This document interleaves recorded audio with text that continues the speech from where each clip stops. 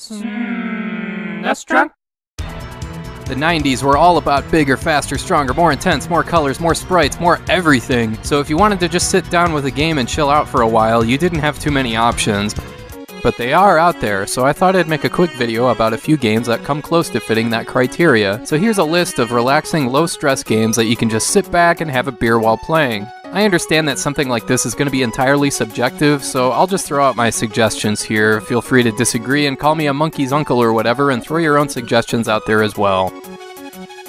The most obvious pick is Harvest Moon. It's a game where you build, maintain, and organize a farm. In real life, that's really hard work, but in video game form, it's low stress and relaxing. There's no combat, no enemies to worry about. You just take care of livestock, go fishing, go finding items, and, farm. Sure, there is the goofy relationship side quest, but for the purposes of this video, that's just in the way and not at all necessary. And hey, if you think this game is a little too dated, there's always Stardew Valley, which is available on PC, PS4, Xbox One, and Switch. And of course, there's also SimCity, and this is another case of a game where the mechanics are pretty dated and have been made much better and more user-friendly in later iterations, but the original Super Nintendo port is still such an easygoing playthrough. You build your town however you want, and you just hang out and watch your town develop, all while listening to this soothing soundtrack. Yeah, SimCity may be a bit dated, but it doesn't matter because the overall vibe here is so well executed. Another sim game that's a pretty laid-back playthrough is Sim Ant. Yeah, it's a bit of a goofy premise. You're an ant and you have to build a colony to take over this guy's yard and drive him out of the house. You fight red ants for territory and for food, but it's not exactly Contra 3 level carnage here. Sim Ant is just an oddball, unique game that's almost got a happy-go-lucky vibe to it. I mean, there's this huge encyclopedic section all about ants in here. It's actually kind of cool. So yeah, this is an unexpectedly pleasant playthrough.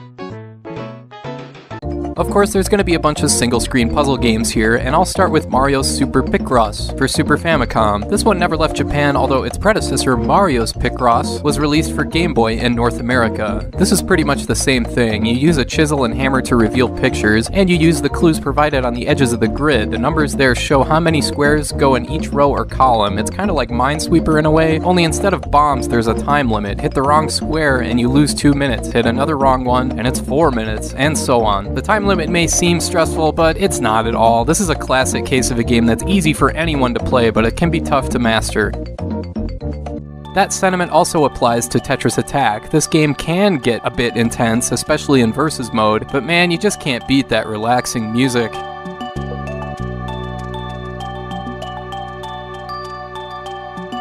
Also, the story mode playthrough that stars Yoshi is definitely doable. It can get challenging, but again, the presentation here is what makes this game like taking a Xanax.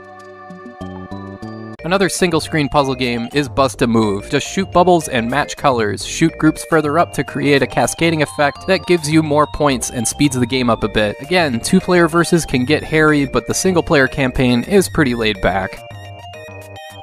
I could probably just list every Super Nintendo puzzle game, but I'll finish that category with another game that never left Japan, Ku-on-Pa. You're a colored block rolling around a grid matching colors. This was kind of the inspiration for this video because I keep coming back to this one when I'm burnt out. There's something satisfying about being able to just shut your mind off and roll a block around and hear the cool sound effect when you match something.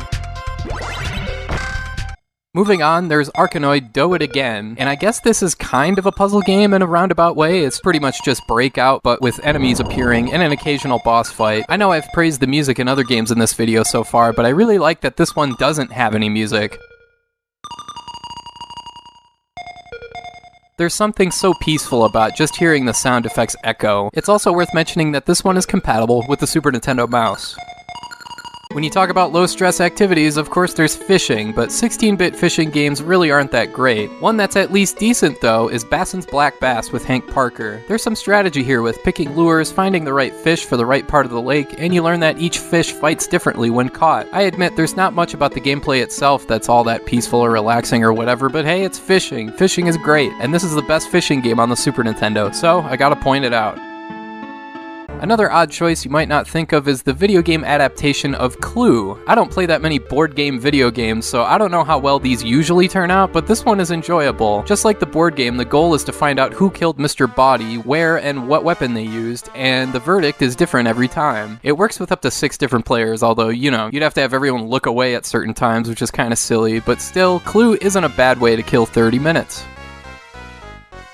Casino games are in a similar boat. I mean, you're just playing poker and blackjack and slot machines without much variation or without much else going on at all. Vegas Stakes tried something different though. You show up in Las Vegas with 4 of your friends, there's 5 different casinos you can go to, and you run into all sorts of different characters that can either help you or rip you off. Best of all, Vegas Stakes has a really laid-back atmosphere to it, so if this seems like it'd be up your alley, it's well worth checking out.